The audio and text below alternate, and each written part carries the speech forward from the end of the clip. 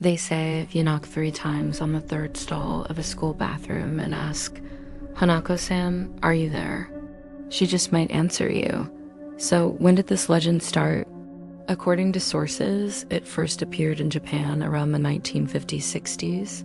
She is usually described as a young girl with bobbed hair and a red skirt who haunts the third stall of school restrooms.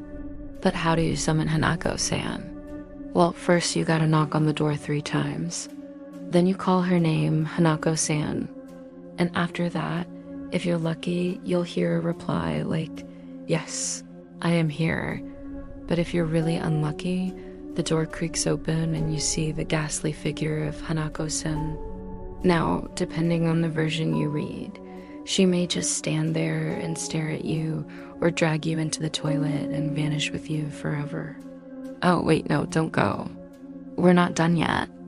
Some versions say that she's harmless, just a spirit that's lingering around because maybe she died before finding her way to the afterlife or something. But then other versions are much darker. They say that she will drag unsuspecting victims into the toilet and never let them come back out. And why does she do this? Well, some say she was a victim of war bombings. Others say she was bullied so badly by her classmates that she killed herself by jumping into the toilet. And still others say that her parents were so ashamed of her that they flushed her down the toilet when she was still alive. Yeah, people have gotten pretty messed up about this one. In any case, the story has become a sort of modern urban legend in Japan. But why bathrooms? And I mean, think about it. Don't most haunted house stories take place in basements or attics or dark old bedrooms? Why are we summoning ghosts in the porcelain throne? Well, bathrooms are probably scary because they make you feel isolated and cut off from the rest of the world. You know, they're kind of like liminal spaces. And also, a lot of us had to use the bathroom at school. So this fear of bathroom stalls kind of stems from our childhood. When we were little, we used to hide in those stalls from other kids or teachers.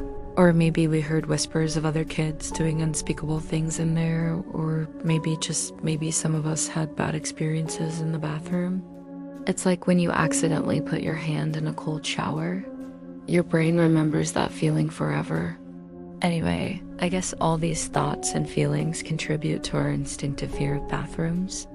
And when you pair that with an urban legend, well, you get toilet-bound Hanako-kun. Now, that's not the original story, but it has a modern version that tries to explain Hanako-san's haunting and also what happens when people get trapped inside the bathroom with her. Now, it's one of the most popular series in Japan right now. There's a manga, an anime, a movie, even a game. And while some might consider it cursed, I personally love this show. So let's talk about it. Before we do though, it's me.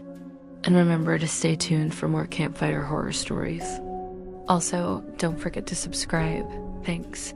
So this show is called Toilet-Bound Hanako-kun, and it takes a bit of a different approach to the Hanako legend. First of all, instead of calling her a ghost, the show calls her a boundary-dwelling spirit. Second, she actually appears in human form. And third, it seems like she's attached to the school because she's only seen within its grounds. Plus, she claims that she won't leave until her wish is granted. The story follows a boy named Naije Shiro, who's basically your typical middle schooler. He's got a bunch of friends, a cool hat, and a crush. But one day, he goes to the bathroom and gets introduced to Hanako-san. As the story goes, Nain finds a mysterious note on the floor that says if you want to meet a ghost, go to the third stall of the third-floor bathroom and call her name 7 times. And while he didn't mean to, he ends up meeting Hanako-san face-to-face. And she grants him a wish. See, you can make a deal with Hanako-san where she helps you out with whatever you want in exchange for your deepest desire. Basically, you get 3 wishes, but you gotta be careful because once they're gone forever. Nene makes his wish to become popular, but it quickly backfires, and he realizes that being loved by everyone isn't as fun as it seems. And so he goes back to the third stall and asks Hanako-san for another wish. But that doesn't work either. See, once a wish is made, it can't be undone. However, Nain soon meets other spirits who are trapped at the school, and he wants to help them. So he teams up with Hanako-kun and becomes her friend. This is actually really interesting because while other characters make deals with her and get their wishes, Nene is trying to break the cycle of misery. You see, most of the spirits that appear in the show have some connection to the school. For example, there's a boy named Mitsuba who turns into a snake-like creature. He made a deal with Hanako-san to become popular, but when he tried to take back his wish, it failed. So now he spends his days searching the school for anyone who has the same name as him. And when he finds them, he curses them with his snake. There's also a group of girls known as the 7 Mysteries of the School.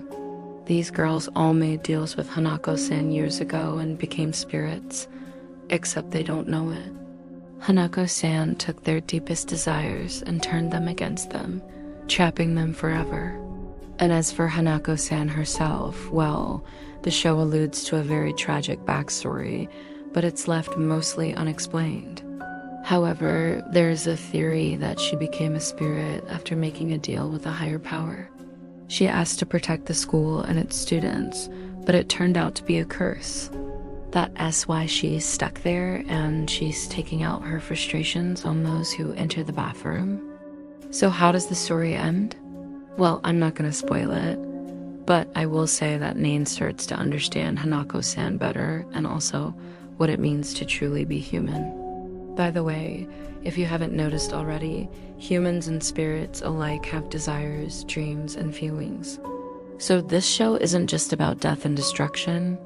Sure, there are plenty of creepy moments, but there are also lessons about humanity, sacrifice, and what it means to be alive. That's why I love this anime so much. It's funny, dramatic, sad, thrilling. And it explores supernatural themes without relying on cheap jump scares. The art and music are fantastic too. Like, just listen to this opening song. Okay, so good. Also, I can't forget to mention the characters. Hanako-san is hilarious. I love how she acts like a child sometimes and is totally unapologetic about it. Then you've got Nene, who's just your average guy, but also brave and quick-witted. And all the other side characters are great too. Honestly, the whole cast feels like they could be real people, which adds to the realism of the story. Plus, each episode is only about 12 minutes long, so it's easy to watch and fits into a busy schedule. So yeah, I highly recommend you check it out, but anyway, thanks for listening to my recommendation. Now it's time for the question of the video. Would you dare knock on the bathroom stall and ask Hanako-san if she's there? Or would you rather hold it in forever? Let me know in the comments section below. Oh, and if you liked this video, please smash that thumbs up button. It helps a lot. Remember to subscribe so you don't miss any new videos. And thanks again for watching. Take care.